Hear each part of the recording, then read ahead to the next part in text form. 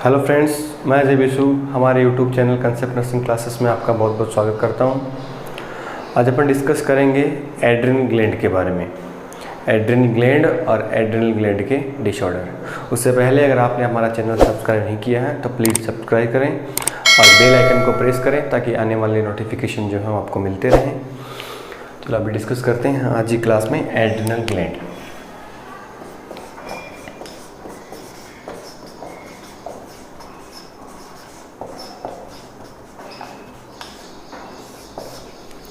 Adrenal gland, सबसे पहले बात करते हैं इसके फंक्शंस की और जनरल एनाटॉमी की, इसकी लोकेशंस की। उसके बाद बात करेंगे अपने इसके डिसऑर्डर्स की। तो बात करें एड्रेनल ग्लैंड, एड्रेनल ग्लैंड की सबसे पहले बात करते हैं लोकेशन की कि एड्रेनल ग्लैंड जो है प्रेजेंट कहाँ होती है। एड्रेनल ग्लैंड है, उसका दूसरा नाम होता है सुप्रारेनल ग्लैंड। सुप्रारेनल ग्लैंड, सुप्रारेनल ग्लैंड के पीछे रीज़न क्या है बोलने के पीछे कि प्रेजेंट कहाँ होती है, किडनी के ऊपर।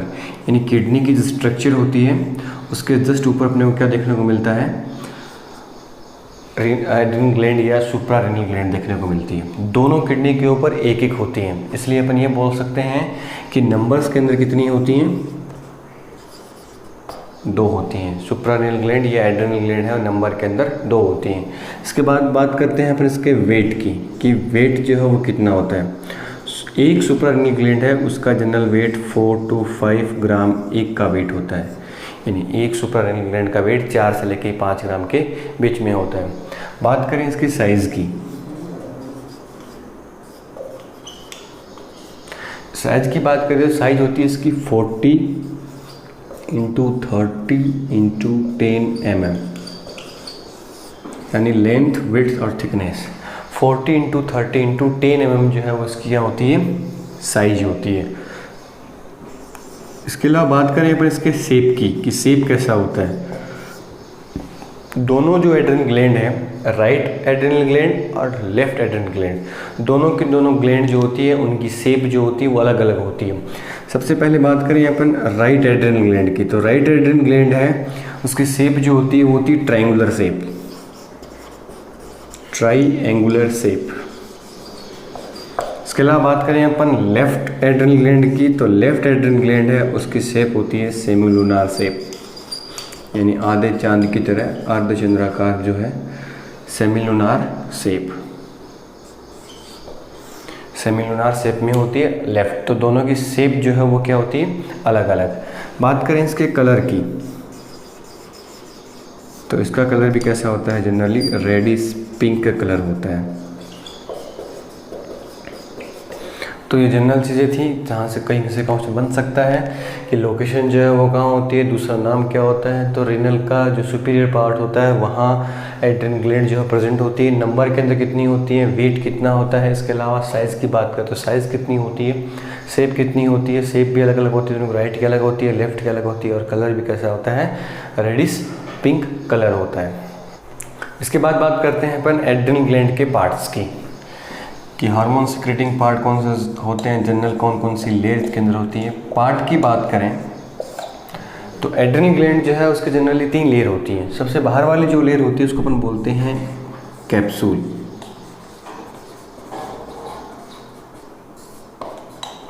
सबसे बाहर वाले लेयर को अपन क्या बोलते हैं, कैप्सूल। कैप्सूल जो है वो सबसे आउटर लेयर है और काम होता है सिर्फ और सिर्फ प्रोटेक्शन का, यानी एक प्रोटेक्टिव लेयर की तरह काम करती है और कोई भी नया फंक्शन जो है वो नहीं होता है। सबसे आउटर पार्ट होता है capsule, as a protective layer काम करता है। सेकंड वन बात करें, सेकंड वन जो पार्ट होता है वो होता है adrenal cortex. Adrenal cortex, adrenal cortex जो होता है उसकी 3 लेयर होती हैं। 3 लेयर को अपन याद रख सकते हैं। GFR जो अपनी ग्लोमेरुलस फिल्ट्रेशन रेट है, GFR से अपन याद रख सकते हैं। सबसे पहली जो लेयर होती है वो होती है जोना ग्लोमेरुलोसा, मेरुलोसा। जी रिप्रेजेंट करता है ग्लोमेरुलोसा को। सेकंड वन जो लेयर होती है वो होती है जोना फेसिकुलेटा, जोना फेसिकुलेटा। और थर्ड वन जो लेयर होती है वो होती है जोना रेटिकुलरिस।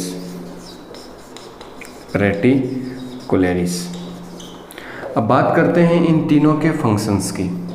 जनरली 80% पार्ट जो है वो हार्मोन सिक्रेटिंग पार्ट यहीं से होता है। 80% पार्ट को कवर करती है कौन?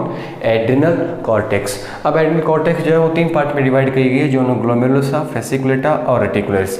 GFR से अपन इसको याद रख सकते हैं। तो जोना ग्लोमेरुलोसा जो है वो हार्मोन सिक्रेटिंग लेयर होती है। और कौन सा हार्मोन जो सिक्रेट करती है जनरली?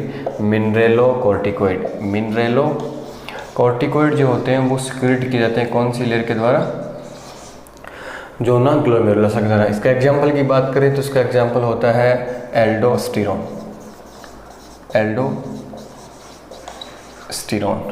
तो मिनरेलोकॉर्टिकॉइड जो होते हैं वो किसके द्वारा सिक्रेट किए जाते हैं? जनरली जोना ग्लोमेरुलोसा के द्वारा। इसके बाद बात करें अपन मिडिल लेयर की, जोना फेसिकुलेटा। इसके अंदर जो कॉर्टिकोस्टेरॉइड होते हैं, ग्लूकोकॉर्टिकॉइड्स होते हैं या दूसरा नाम मार के चले, ग्लूकोकॉर्टिकॉइड्स जो होते हैं वो सिक्रेट किए जाते हैं जोना फेसिकुलेटा के द्वारा। यानी कॉर्टिकॉइड्स हैं या जितने भी स्टेरॉइड्स हैं, कॉर्टिसोन है, कॉर्टिकोस्टेरोन है, ये सारे के सारे किसके द्वारा बनाए जाते हैं? जोना फेसिकुलेटा के द्वारा। और इंटरनल जो लेयर होती है जोना रेटिकुलरिस वो सिक्रेट करती है एंड्रोजन्स या दूसरे नाम बात करके चले अपन सेक्स हार्मोन।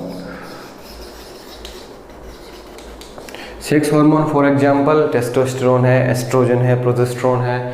ये सारे के सारे हार्मोन जो हैं वो कौन सिक्रेट करता है? जोना रेटिकुलरिस भी सिक्रेट करती है। तो ये 3 टाइप की लेयर है एड्रिनल कॉर्टेक्स के अंदर, जोना ग्लोमेरुलोसा, जोना फेसिकुलेटा और जोना रेटिकुलरिस। तीनों लेयर जो हैं वो 3 अलग अलग टाइप के हार्मोन सिक्रेट करती हैं। ग्लोमेरुलोसा जो होती है मिनरेलोकॉर्टिकॉइड सिक्रेट करती है। इसके अलावा फेसिकुलेटा की बात करें तो कॉर्टिकोस्टेरॉइड सिक्रेट करती है। और रेटिकुलरिस की बात करें तो एंड्रोजन सिक्रेट करती है। अब बात करते हैं अपन थर्ड लेयर की। सबसे बाहर वाली लेयर का नाम दिया था अपन ने कैप्सूल, उसके बाद नाम दिया था एड्रिनल कॉर्टेक्स। अब आता है एड्रिनल मेडुला। एड्रिनल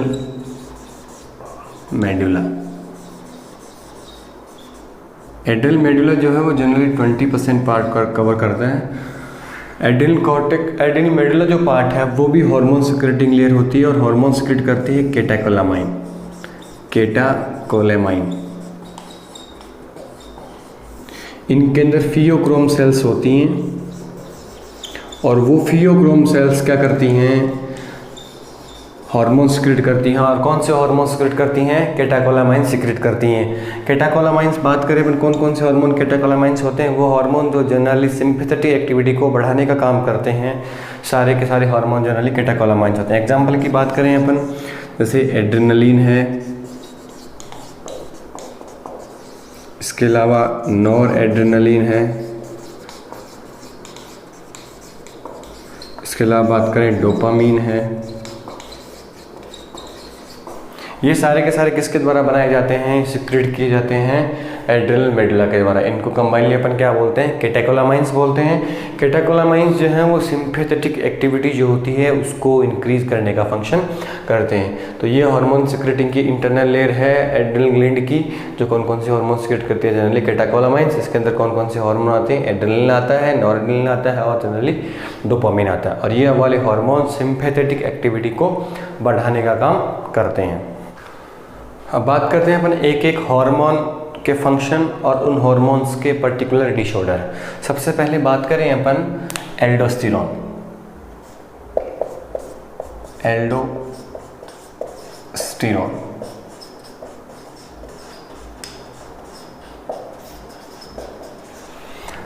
अभी अपन ने लेयर का डिस्कशन किया, अपन ने देखा कि एल्डोस्टेरोन जो है वो किस टाइप का हार्मोन है? मिनरेलोकॉर्टिकॉइड, यानी जनरली मिनरल्स के ऊपर काम करता है, इसीलिए उनको बोला गया है मिनरेलोकॉर्टिकॉइड। सिक्रेट कहाँ से होता है? जो एड्रिनल कॉर्टेक्स की सबसे आउटर जो लेयर अपन ने पढ़ी थी ग्लोमेरुलोसा, वो सिक्रेट करती है किसको? मिनरेलोकॉर्टिकॉइड को, और या बोले तो एल्डोस्टेरोन को। अब बात करते हैं अपने एल्डोस्टेरोन के डिसऑर्डर्स की, कि एल्डोस्टेरोन हार्मोन के रिगार्डिंग कौन कौन से डिसऑर्डर होंगे। उससे पहले बात करें अपन इसके फंक्शन की। जनरली एल्डोस्टेरोन है उसका फंक्शन क्या होता है? तो एल्डोस्टेरोन जनरली जो मिनरल्स हैं उन्हीं के ऊपर काम करता है। कौन कौन से मिनरल्स के ऊपर क्या क्या इसका एक्शन होता है बात करें तो जनरली दो मिनरल्स, एक सोडियम और एक पोटेशियम, इन दो के ऊपर जनरली मेजर इनका काम होता है। एल्डोस्टेरोन जो होता है उसके रिसेप्टर लगे होते हैं किडनी का जो नेफ्रॉन होते हैं, और नेफ्रॉन्स के अंदर जो डीसीटी होती है, डिस्टल कन्वोल्यूटेड ट्यूब्यूल, और कलेक्टिंग डक्ट सीटी, कलेक्टिंग डक्ट और डिस्टल कन्वोल्यूटेड ट्यूब्यूल, उनके ऊपर रिसेप्टर लगे होते हैं एल्डोस्टेरोन के, और वो रिसेप्टर पे जाके एल्डोस्टेरोन वर्क करता है। और काम क्या होता है, जो सोडियम है उसको रिटेन करने का काम करता है, सोडियम को रिटेंशन करने का काम करता है, यानी सोडियम को बॉडी के अंदर रोकने का काम करता है। जब जब बॉडी के अंदर सोडियम रुकेगा तो सोडियम के साथ साथ और क्या स्टोर होगा बॉडी के अंदर, वाटर। तो अपन ये कह सकते हैं कि एल्डोस्टेरोन जो है वो सोडियम को और वाटर को बॉडी के अंदर रिटेंशन करने का काम करता है, यानी बॉडी से बाहर सोडियम को नहीं निकलने देगा। जस्ट अपोजिट एक्शन होता है पोटेशियम के ऊपर, पोटेशियम को बॉडी से बाहर क्या करवाता है, एक्सक्रीट करवाता है, यानी पोटेशियम का एक्सक्रीशन जो है वो यूरिन के थ्रू इंक्रीज करवा देता है, कौन सा हार्मोन, एल्डोस्टेरोन। इसके अलावा एक और फंक्शन होता है कि H+ आयन जो है वो भी पोटेशियम के साथ साथ बॉडी से बाहर क्या कर दिए जाते हैं, एक्सक्रीट आउट कर दिए जाते हैं यूरिन के थ्रू। तो दोनों के दोनों आयन K+ आयन और H+ आयन, यानी पोटेशियम आयन और H+ आयन दोनों को बॉडी से बाहर एक्सक्रीट आउट करने का फंक्शन करता है, कौन सा हार्मोन, एल्डोस्टेरोन, और सोडियम को और वाटर को बॉडी के अंदर रिटेन करने का काम करता है। अब बात करते हैं इनके डिसऑर्डर की। डिसऑर्डर दो ही होंगे, या तो हार्मोन का सिक्रेशन जो है वो ज़्यादा हो जाए, हार्मोन का सिक्रेशन जो है कम हो जाए। क्या क्या जनरली क्वेश्चन जो आ सकते हैं वो साइन सिम्टम के बेस के ऊपर ही आ सकते हैं। तो यह तो हो सकता है कि हाइपर एल्डोस्टेरोनिज्म हो जाए, हाइपर एल्डोस्टेरोनिज्म हो जाए, या दूसरी वाली कंडीशन हो सकती है कि हाइपो एल्डोस्टेरोनिज्म हो जाए।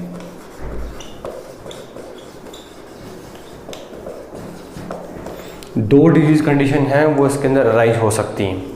दोनों कंडीशंस की बात करें, हाइपर एल्डोस्टेरोनिज्म जो होता है उसको एक और नाम से जाना जाता है, उसको अपन कॉन्स डिजीज भी बोलते हैं, कॉन्स डिजीज जो है वो भी बोला जाता है। तो कॉन्स डिजीज का दूसरा नाम क्या है, हाइपर एल्डोस्टेरोन, यानी एल्डोस्टेरोन का सिक्रेशन जो है वो क्या होता है ज़्यादा, इधर एल्डोस्टेरोन का सिक्रेशन जो है वो क्या हो सकता है, कम। अगर बात करें इनके दोनों के कोज की, तो कोज की बात करें यार, तो कोज हो सकता है कि हाइपर एल्डोस्टेरोन क्यों होगा, क्योंकि जो सिक्रेटिंग ट्यूमर है, सिक्रेटिंग जो सेल्स हैं उनका ट्यूमर हो जाता है, सिक्रेटिंग सेल्स का ट्यूमर हो जाता है। अगर सिक्रेटिंग सेल का ट्यूमर हो रहा है तो सिक्रेशन को क्या कर देती हैं, बढ़ा देती हैं, और इधर सप्रेसिंग ट्यूमर अपने को देखने को मिलता है कि सप्रेसिंग ट्यूमर जो है वो हो रहा है, और सप्रेसिंग ट्यूमर की वजह से हाइपो एल्डोस्टेरोनिज्म जो है अपने को देखने को मिलता है। बात करते हैं इनके जनरली साइन एंड सिम्टम की, क्या क्या साइन एंड सिम्टम आ सकते हैं। जनरली मोस्ट ऑफ क्वेश्चन जो आते हैं वो यहीं से आते हैं, रेयर चांस है कि यहाँ से क्वेश्चन पूछा जाए। एड्रिनल ग्लैंड के डिसऑर्डर से क्वेश्चन ज़्यादा आते हैं, बल्कि वो कुशिंग सिंड्रोम और एडिसन डिजीज से ज़्यादा पूछे जाते हैं। पूछ लिया जाए साइन एंड सिम्टम के बारे में कि एल्डोस्टेरोन सिक्रेट ज़्यादा हो रहा है, कम हो रहा है, कौन कौन से साइन सिम्टम अपने को देखने को मिलेंगे, तो उससे पहले अपने को याद होना चाहिए कि एल्डोस्टेरोन का फंक्शन क्या होता है। तो एल्डोस्टेरोन के फंक्शन की बात करी थी अपने कि सोडियम को रिटेन करता है, वाटर को रिटेन करता है, वाटर को रिटेन करता है, सोडियम को रिटेन करेगा, तो सोडियम रिटेन होने की वजह से साइन सिम्टम अपने को देखने को मिलेगा हाइपरनेट्रेमिया, और वाटर रिटेन होगा तो अपने को देखने को मिलेगा हाइपरवोलेमिया। अगर वॉल्यूम ज़्यादा है और वॉल्यूम ज़्यादा है तो बॉडी का ब्लड प्रेशर भी बढ़ेगा, कंडीशन देखने को मिलेगी अपने को हाइपरटेंशन। इसके अलावा बॉडी से बाहर निकाल रहा था क्या, पोटेशियम, तो पोटेशियम की कंडीशन बाहर जाने की वजह से अपने को देखने को मिली कंडीशन हाइपोकैलेमिया। साथ साथ H+ आयन को भी बॉडी से बाहर निकाल रहा था, तो H+ आयन जो है उनकी नेचर कैसी होती है, एसिडिक नेचर होती है, और एसिडिक नेचर वाला आयन अगर बॉडी से बाहर निकल रहा है तो बॉडी की कंडीशन कैसी हो जाएगी, एल्कलाइन या बेसिक, तो कोज करेगा मेटाबॉलिक एल्कलोसिस, मेटाबॉलिक एल्कलोसिस। तो ये वाली कंडीशन जो है, ये वाले साइन सिम्टम हैं अपने को देखने को मिल सकते हैं। इसकी वजह से हार्ट रेट जो है वो भी बढ़ जाती है, जनरली अपने को टेकीकार्डिया भी दिखाई दे सकता है। टेकीकार्डिया एक्चुअल में दोनों कंडीशन में दिखाई दे सकता है।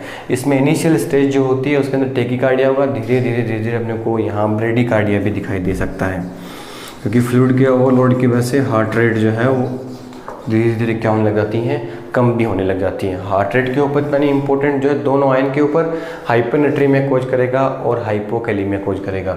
बात करें अपन इसके साइन सिम्टम की, इसके साइन सिम्टम जस्ट अपोजिट होंगे, यानी सोडियम जो है बॉडी से बाहर ज़्यादा निकलेगा क्योंकि उसको रोकने वाला हार्मोन बॉडी के अंदर नहीं है, तो बॉडी से बाहर निकलेगा, साथ साथ फ्लूइड भी निकलेगा।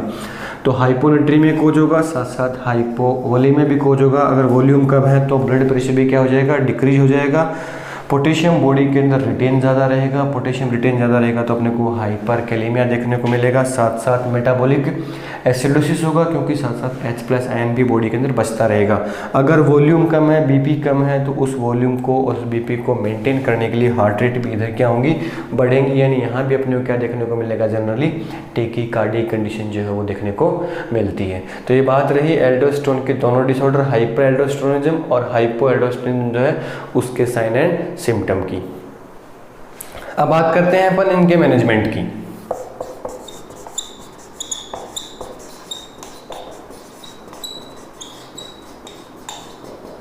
अगर अपने को कन्फर्मेटरी मैनेजमेंट करना है तो दोनों के अंदर ट्यूमर हुआ है उसको सर्जरी करके ट्यूमर को रिमूव करना है। अगर कंडीशन कॉन्स डिजीज या हाइपर एल्डोस्टेरोन की है तो अपने को जो सिक्रेटिंग ट्यूमर है उसको रिमूव करना है। अगर कंडीशन हाइपो की है तो अपने को जो सप्रेसिंग ट्यूमर था उसको रिमूव करना है। बात करें अपन मेडिकल मैनेजमेंट की तो हाइपर एल्डोस्टेरोन जो कंडीशन थी उसके अंदर क्या हो रहा था, पोटेशियम की बॉडी के अंदर कमी हो रही थी और वाटर रिटेन हो रहा था, तो यूरिन का आउटपुट भी नहीं हो रहा था, यानी ओलिगोयूरिया भी अपने को वहाँ देखने को मिल रहा था। तो उस कंडीशन के अंदर अपन करेंगे क्या कि ओलिगोयूरिया जो है उसका भी साथ साथ ट्रीटमेंट कर दें कि बॉडी से बाहर यानी फ्लूइड जो है बॉडी के अंदर रिटेन ना रहे, तो अपने को डायरेटिक्स देनी है। बस उस डायरेटिक्स में क्या बाहर नहीं निकले, पोटेशियम बाहर नहीं निकले, क्योंकि पोटेशियम की ऑलरेडी बॉडी के अंदर क्या है, कमी है। तो कौन सी डायरेटिक्स पेशेंट को प्रीफर करनी है, पोटेशियम स्पेयरिंग डायरेटिक्स जो होती हैं वो पेशेंट को देनी है। पोटेशियम डायरेटिक्स फॉर एग्जांपल बात करें तो अपन कौन सी होती है, स्पाइरोनोलैक्टोन। तो पोटेशियम स्पेयरिंग डायरेटिक्स जो है वो कंटिन्यूसली पेशेंट को देते रहना है ताकि पोटेशियम जो है बॉडी के अंदर स्पेयर रहे और वाटर जो है उसका बॉडी के अंदर रिटेन ना रहे। बात करें अपन हाइपो कंडीशन की, तो हाइपो की कंडीशन में जस्ट अपोजिट था, पोटेशियम बॉडी के अंदर ऑलरेडी बहुत ज़्यादा था, पोटेशियम बॉडी के अंदर ऑलरेडी ज़्यादा था और सोडियम की क्या थी बॉडी के अंदर कमी। तो सोडियम की कमी को पूरा करने के लिए अपने को हाइपो एल्डोस्टेरोनिज्म की जो कंडीशन है उसके अंदर मैनेजमेंट क्या करना है, NH जो है वो 3% देनी है इमीडिएटली ताकि हाइपोनेट्रीमिया की कोई भी साइन एंड सिम्टम जो है वो नहीं दिखाई दे। साथ साथ IV फ्लूइड जो है 0.9% नॉर्मल सलाइन जो है वो पेशेंट को कंटिन्यूसली देते रहना है ताकि सोडियम की कमी बॉडी के अंदर ना हो।